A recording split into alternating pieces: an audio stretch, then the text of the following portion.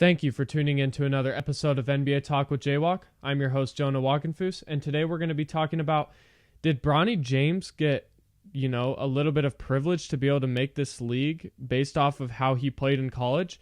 We're also going to talk about the winners and losers of this NBA free agency so far, and we're also going to be doing an NBA team preview on the Brooklyn Nets, so make sure to stay tuned.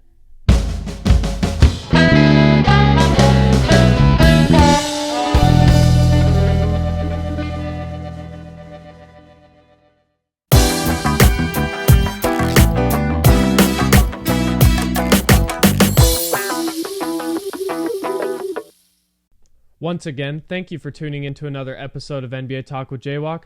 And lately around the league, I know I don't like talking about kind of the big old topics that are going around. I like to kind of capture the smaller topics that aren't talked as much, but this is a topic that I kind of wanted to just give my opinion on, and it's the Bronny James situation and how he was drafted number 55 to the Los Angeles Lakers.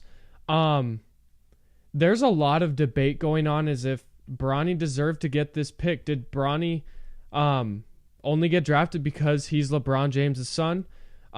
First off, before I kind of go on a rant about this a little bit, I think Bronny James has potential to be a very good basketball player in this league. I just don't think he was ready to go into the league this year. I personally think Bronny James should have stayed at least 1 or 2 more years in college, whether that's at USC or to maybe transfer to a different school like Ohio State or something.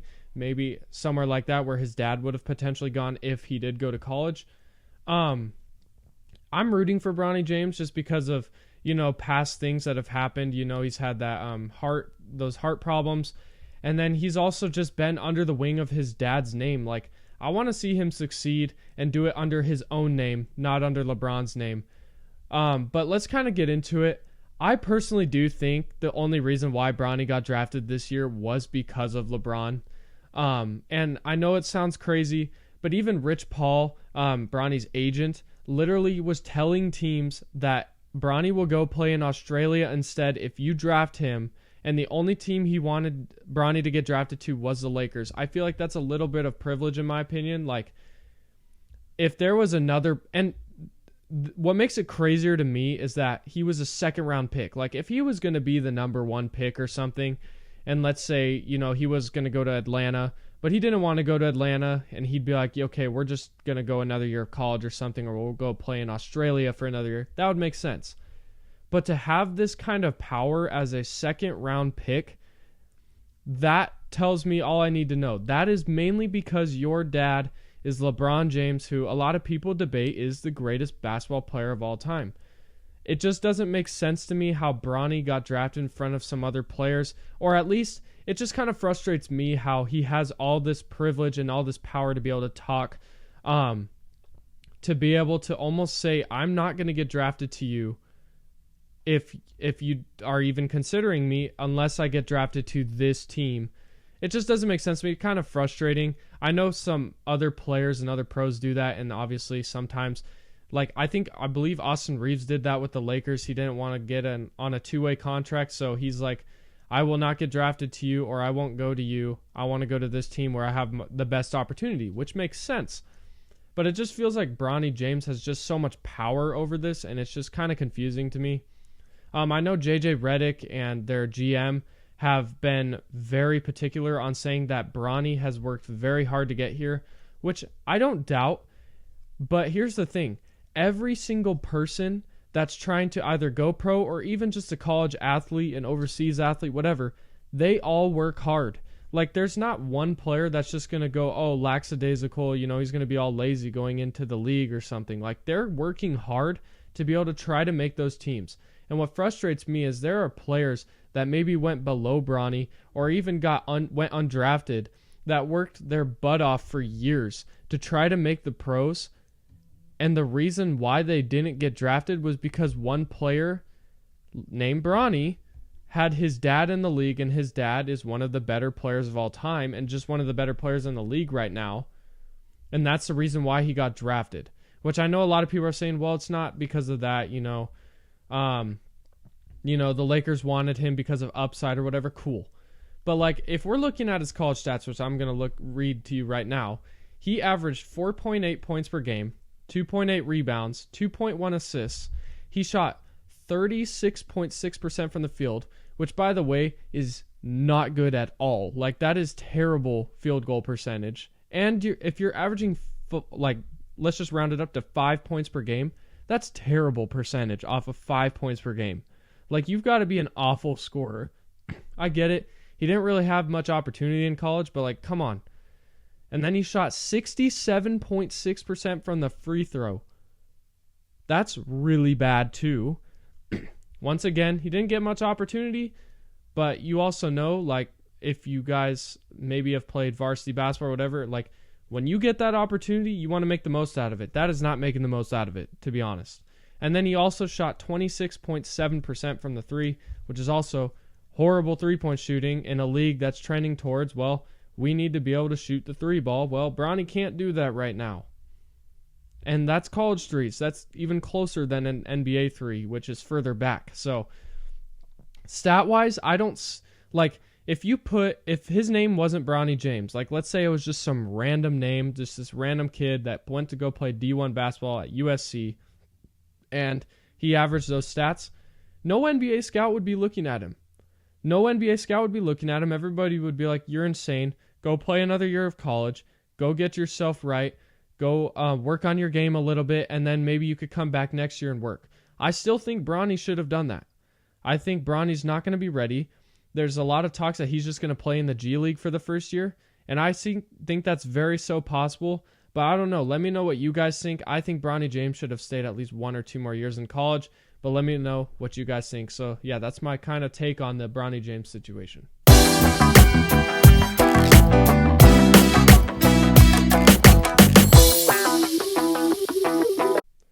Okay, so if you don't know, NBA free agency has kind of kicked off, and it's kind of slowed down ever since Sunday afternoon when it kind of started, when players were able to start negotiating contracts with teams. So we're going to kind of just talk about one big winner of this free agency so far, and then some of the two losers that I kind of feel like didn't really do much for their team, or they just have missed out on a lot. So I'm going to actually talk about the winner, and then I will talk about the two losers after that. So the biggest winner, in my opinion, has to go to the Philadelphia 76ers. And the reason why I think they are the biggest winner of this free agency is they made some tremendous moves to help them kind of make a championship push. They've obviously been trying to win a championship for the last couple of years, but these moves, in my opinion, are really going to make them even more of championship favorites. Obviously, nobody ever has a perfect offseason. There's no such thing as like perfect stuff. But I think the 76ers had a very good offseason, very smart moves, and just moves that are going to help them move forward into the future to help them try to win a championship in the near future. So some of the big moves, they re-signed Tyrese Maxey. They brought him back on an extension. This was a big move. Tyrese Maxey is one of their players in the future that they can build with. Let's say once some of these older players retire or they just start to kind of regress throughout their career. Tyrese Maxey has been going on the up and the up and the up. So I think Tyrese Maxey is going to be a great player going into this future, and he's going to be a big piece going into this championship building process. So I think Tyrese Maxey was a great signing. They also signed Paul George from the Los Angeles Clippers, and they didn't even have to do it via sign and trade. This was just straight up. They had enough salary cap space. They gave him the max contract. Paul George, I don't care what anybody says, Paul George is still one of the better players in this league. He's a great two-way player, amazing offensive player, also a very solid defensive player. He's going to be a player that is going to really benefit the 76ers team, kind of be that three-level threat. That three-level scoring threat, and then that just defensive threat to be able to go against, sometimes the best player on the floor for the other team. And now, it's going to be the, second option on this team, maybe third option under Tyrese Maxey. And then obviously Joel Embiid as the first option for scoring. But I don't know. I think Paul George, this is going to be a good fit for him in Philly. And we now have Philly P in Philadelphia. So yeah. And then I think the other big move that really kind of, was big to me, was losing Tobias Harris. I think Tobias Harris was kind of a liability on the team. He was not performing in the playoffs. He was not really doing much. I mean, he was doing great in the regular season, but when it came to the playoffs, he was kind of struggling. And losing Tobias Harris to go to the Pistons was a huge, huge thing for them. And now basically what I'm looking at is Paul George is replacing Tobias Harris, and I'd rather have Paul George. Obviously, he's going to cost a little more, but I think that's worth it in my opinion. So, yeah, I think that's the biggest winner of free agency, which is the 76ers. So, and now let's talk about the losers. Obviously, some people can look at it different ways. I think these teams are the losers, just not because of maybe some of the moves they made, but maybe some of the moves they missed out on. So the biggest loser in my opinion is the Los Angeles Lakers. I know I flamed the Lakers a lot, but I really do think they lost this free agency. As of now, there still could be moves to be made, but basically they re-signed everybody, which is great, but Taurean Prince, one of their better players on the team. They missed out on Klay Thompson, Jonas Valanciunas, and James Harden, which are three very important players that could have been big pieces to them going and trying to make a championship push one more time.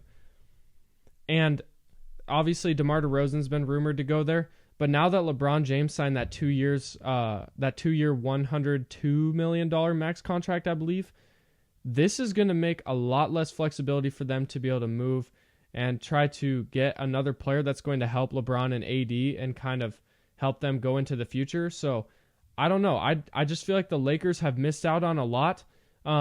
They got a great coach in JJ Redick, I think, but overall, like, I'm just nervous to see. I just don't think the Lakers did enough going into this upcoming season. If they just keep the same team, they're gonna keep getting the same results. So I don't know. Let me know what you guys think about the Lakers.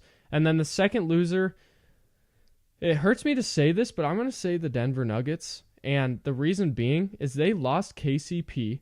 And as of now, there has been zero replacement for him so far. I mean, they drafted De'Ron Holmes, which is great. Like, that's cool. But overall, like, I get it. You want to try to, give your younger guys a bigger opportunity to go out there and play. But now that you have, KCP gone, one of the bigger pieces and one of the, main pieces to why they won the championship a couple years back, like, this is big. Like, what is it going to be the starter now? Christian Brown, which he's great, but I think Christian Brown had a better, six-man role and stuff. So the Nuggets, they need to start making moves, and they need to start making them now. I've heard, obviously, rumors of, the Nuggets having a lot of interest in Westbrook having interest in going to the Nuggets, and as well as, like, Jokic and DeAndre Jordan wanting Russell Westbrook to come to Denver, which I think would be a great addition, but they haven't done it yet. So they need to start making some moves, especially if they want to stay at the top, because you've got teams rising like Minnesota, you got Oklahoma City Thunder, you've got the Dallas Mavericks. Like, you've got all these teams on the rise, while they're kind of regressing, and that's a problem. So that's why I consider the Nuggets as losers of this free agency so far. So let me know what you guys think. Did I have some good winners, or did I have the good winner, and did I have some good losers? Let me know what you guys think down in the comments below.